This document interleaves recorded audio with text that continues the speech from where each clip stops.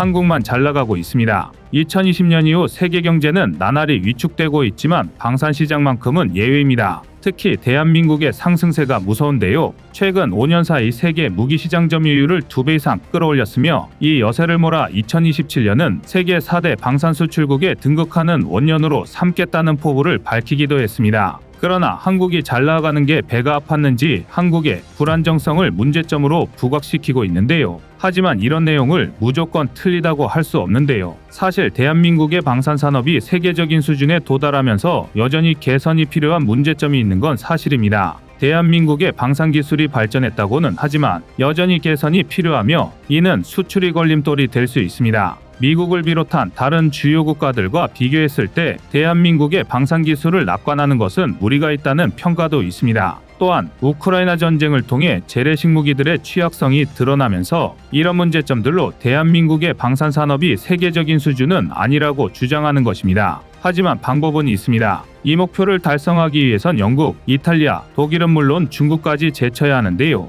현재 이 성과는 전쟁 특수에 터진 반짝 성과라는 일부 우려의 목소리도 들려오고 있습니다. 그래서 준비했습니다. 혹자들의 비판대로 대한민국 방산이 너무 일찍 샴페인을 터뜨린 것인지 급성장한 대한민국 방산의 명과 암, 그 미래에 대해 자세히 알아보겠습니다. 지난 2022년 대한민국은 폴란드를 대상으로 K2 전차와 K9 자주포, FA50 경공격기 등을 포함한 약 18조 원의 방산 수출 계약을 체결했습니다. 이 때문에 대한민국이 이룬 괄목할 만한 성장을 한폴 방산 계약으로 인한 깜짝 실적 정도로 보는 전문가들도 많았습니다. 언제든 전쟁 특수가 끝난다면 독일이나 프랑스 같은 기존 방산 강국이 자신들의 점유율을 찾아갈 것이며 이는 반대로 K방산의 몰락을 의미하는 것이기도 합니다. 물론 이러한 수출 호황엔 우크라이나 전쟁, 이스라엘 하마스 전쟁, 미중 대립 등으로 촉발한 전 세계의 군비 확충 기조가 바탕이 되었으며 실제로 우크라이나 전쟁 이후 세계 각국의 방위비 지출 규모는 냉전 이후 최고 수준으로 증가했습니다. 스톡홀름 국제평화연구소는 2022년 전 세계 군사비 규모가 2,926조 5,600억 원에 달한다고 밝혔습니다.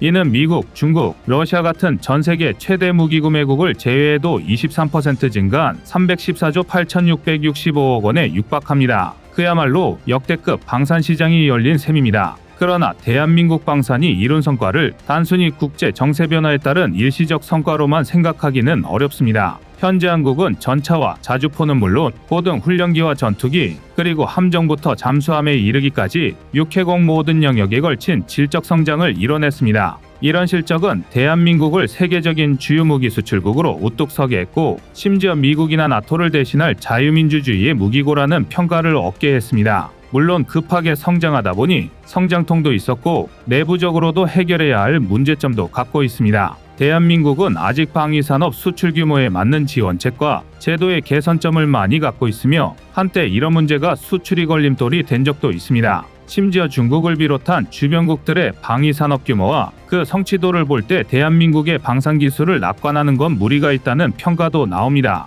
일례로 미국은 세계 100대 방산기업 중 가장 많은 41개 기업을 보유한 국가로 한두 기업의 실적으로 점유율이 크게 요동치지 않습니다. 해당 미국 기업들의 2020년 무기 판매액은 2,850억 달러로 전체 무기 판매액의 54%를 점유했으며 1위부터 5위까지의 방산 공룡도 모두 미국 회사입니다. 1위는 2020년 100대 기업 전체 무기 판매액의 11%를 차지했으며 2009년부터 줄곧 수위를 지키고 있는 록히드 마틴이고 레이시온, 보잉, 제네럴 다이나믹 등이 그 뒤를 잇고 있습니다. 한국은 52위 하나에어로스페이스, 63위의 한국항공우주산업, 73위의 LIG넥스원, 85위를 한 하나그룹이 있는데요. 앞서 열거했던 미국 기업에 비하면 자본이나 거래선 등 수출 기반이 빈약하다 할 수 있습니다. 그러나 점유율이나 기업의 덩치보다 더 눈여겨보아야 할 것은 한국 기업들의 수출 증가 폭입니다. 2022년 대한민국의 수출 증가율은 무려 74%로 미국을 포함한 세계 10대 방산 수출국들 가운데 가장 높은 수치입니다.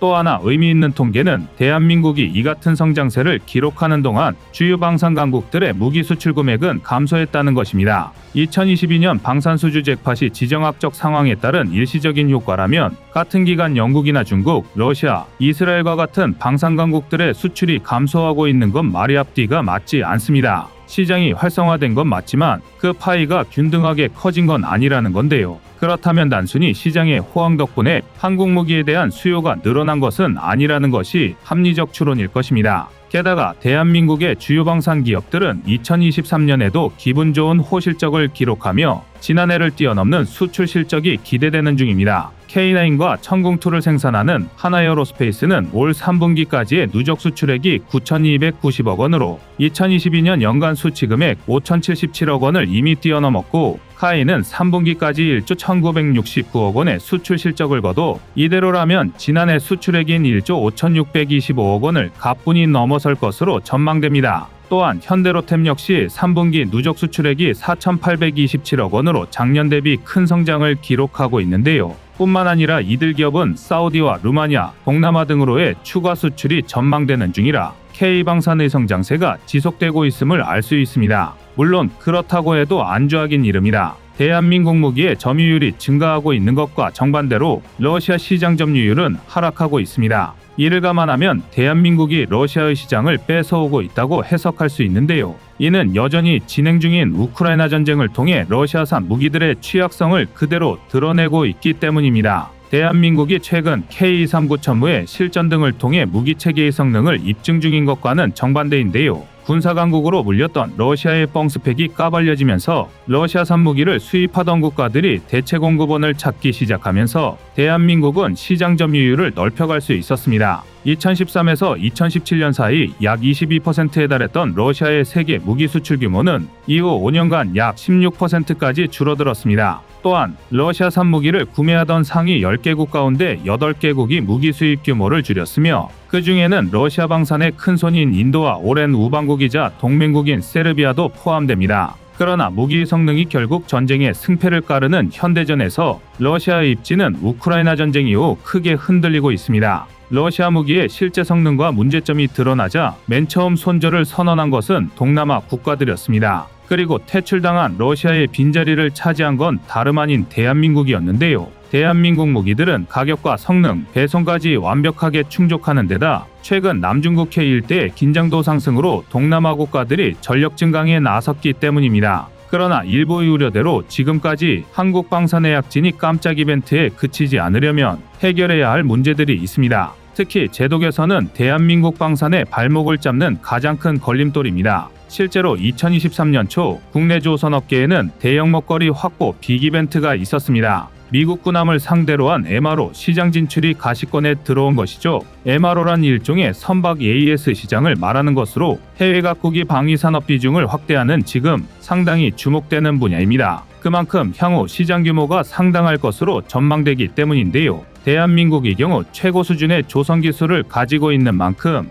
MRO 시장에서도 충분한 경쟁력을 가지고 있다는 분석들이 많았습니다. 아닌 게 아니라 2023년 초 미해군 고위급 인사들이 대한민국 조선소를 방문해 MRO와 선박 제조 협력을 논의했던 터라 신규 사업 수주에 대한 기대는 높을 수밖에 없었습니다. 대한민국은 세계 1, 2위를 다투는 조선강국인데다 오랜 동맹국이었고, 미국은 해군력 쇠퇴에 대한 우려로 하루라도 빨리 선박 제조 능력을 확보해야 하는 입장이었습니다. 더욱이 미국 CNN 역시 이들은 세계 최고의 군함일 것이다, 그러나 이들은 미국산이 아니다라는 특집 보도를 게시하며 대한민국의 전투함정 건조 능력을 집중 조명하기도 했습니다. 그런데 가능성 높아 보이던 MRO 개발 사업이 터무니없는 이유로 무산되리기에 처했습니다. 다름 아닌 한국조선소의 방공망 부족과 지원제도 미비 탓입니다. 군용함정을 건조하는 대형 조선소의 경우 조선소 차원의 요격체계를 마련해야 하며 유사시엔 공군이 방공망을 지원해줘야 하는데 우리 군은 아직 이런 체계를 마련하지 못했습니다. 뿐만 아니라 유사시 1차 방어의 책임을 아예 조선업체에 두는 상황인데요.